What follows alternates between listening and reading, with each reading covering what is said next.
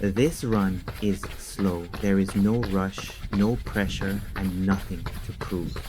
Just steady breathing, light footsteps, and the quiet rhythm of movement. Sometimes the most powerful training does not look powerful at all. Slow-paced jogging is essential for everyone, not just beginners, not just people trying to lose weight, but also elite professional runners preparing for competition. No matter your level, slow running builds the foundation that everything else depends on. Speed can be improved with interval training. Lactate threshold can be raised with tempo running. Those sessions are important. They make you faster, they push your limits, but they must come after you build basic endurance and stamina through slow, consistent jogging. If you skip this order, high-intensity workouts become hard to sustain. You may feel strong for a short time, but soon your body begins to resist. Your legs feel heavy, your performance plateaus, and the risk of injury increases.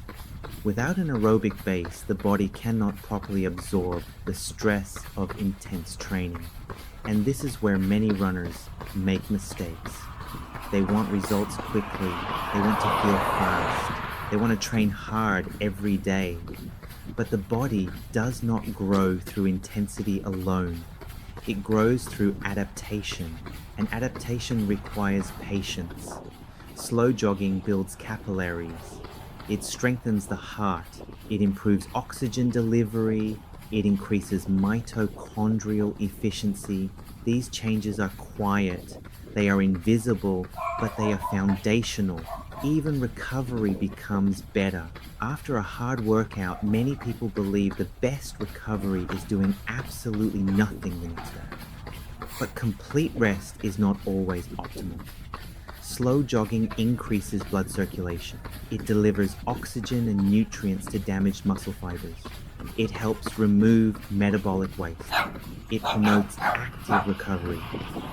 Instead of feeling stiff and heavy, your body feels refreshed and ready. So the next question becomes clear. How do we find our true slow jogging pace? If you have a wearable watch, start by identifying your maximum heart rate. Take that number and multiply it by 0.6 to 0.7. 60 to 70% of your maximum heart rate is commonly known as zone 2. That zone is usually your slow jogging pace. If you do not know your maximum heart rate, you can measure it. After a full and proper warm-up, run all out on a 400-meter track. Repeat this 2 or 3 times. The highest heart rate recorded during those efforts is close to your true maximum. This method is one of the most accurate ways to determine maximum heart rate, but it is also extremely intense, so it must be done carefully to avoid injury. Once you know your maximum, calculate 60 to 70%. That range becomes your aerobic base zone. This approach is based on scientific calculation, including the Karvonen Formula, which considers heart rate reserve to determine training intensity. However, even with science, some people find that this pace still feels harder than expected, and that is okay. If you do not have a wearable watch, or if running within that heart rate zone still feels difficult, there is another method. Trust your body. Ask yourself simple questions. Can I hold a comfortable conversation while running at this pace? Can I maintain this speed without muscle pain or overwhelming fatigue? Does this pace feel sustainable for a long period of time? If the answer is yes, you are likely in the right zone. Slow jogging should feel calm. It should feel controlled. It should feel sustainable. At this point, a very common doubt appears. If this pace feels only slightly faster than walking, does it really create any training effect? Is this truly exercise? My answer is clear. Yes, absolutely yes. To prove this to myself, I decided to run an experiment. For 3 months, I committed to slow jogging. My initial maximum heart rate was 190 beats per minute. 70% of that is 133 beats per minute. So I set 133 beats per minute as my upper limit. I jog more than 5 times per week, running between 8 and 10 kilometers each session. At the beginning, I was honestly shocked. To stay below that heart rate limit, I had to run much slower than I ever imagined. It felt almost too easy, almost too slow.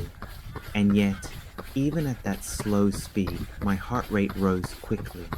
On many days, it still exceeded the limit slightly. My cardiovascular system was not as efficient as I thought. Before starting this experiment, my resting heart rate averaged around 80 beats per minute, higher than most people. I often experienced tachycardia tendencies, but after months of consistent slow jogging, something remarkable happened. My resting heart rate dropped all the way down to 38 beats per minute. That change was not small. A lower resting heart rate does not simply mean the heart is beating slower. It means the heart muscle has become stronger and more efficient. With each beat, it pumps more blood throughout the body. Stroke volume increases. Oxygen delivery improves. The heart no longer needs to beat rapidly to meet basic demands. This is real adaptation, and only after this adaptation can high-intensity workouts be truly effective. When your heart becomes stronger, interval training feels more controlled. Tempo runs feel more sustainable. Recovery between hard efforts becomes faster. Now let's talk about metabolism. Slow jogging is one of the most effective ways for the body to utilize fat as an energy source. High-intensity workouts such as intervals and tempo runs depend heavily on carbohydrates.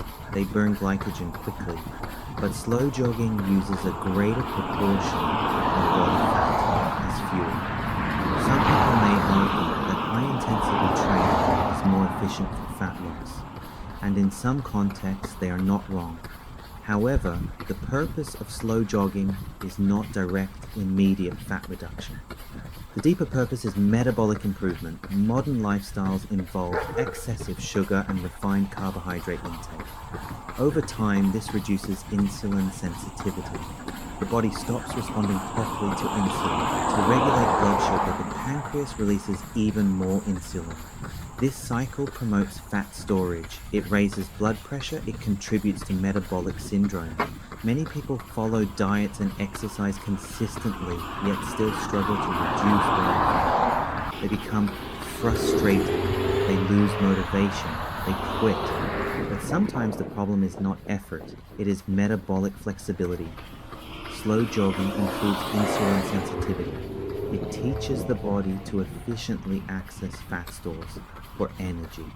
The intensity may be low. The calorie burn may not seem dramatic. But internally, your body is learning to become metabolically flexible, to burn fat smoothly, to regulate blood sugar more effectively.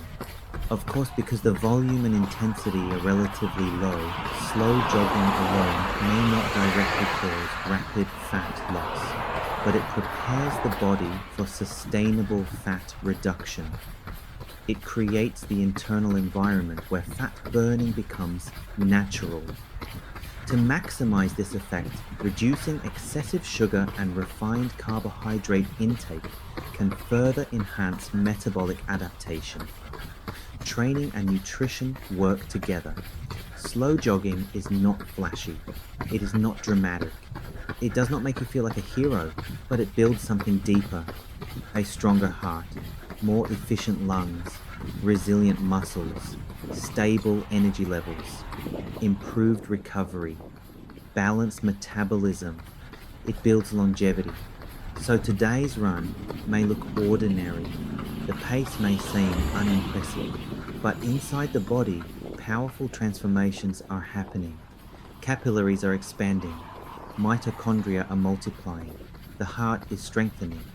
insulin sensitivity is improving, all while the outside world simply sees someone jogging slowly.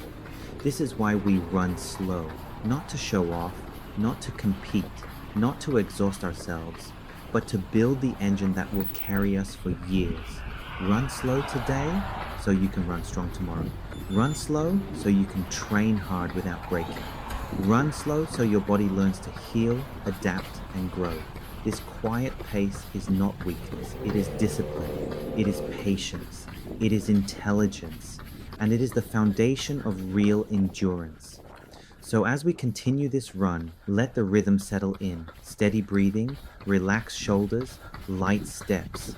This is where strength begins, not in speed, not in intensity, but in consistency. Slow is not the opposite of strong. Slow is how strong is built.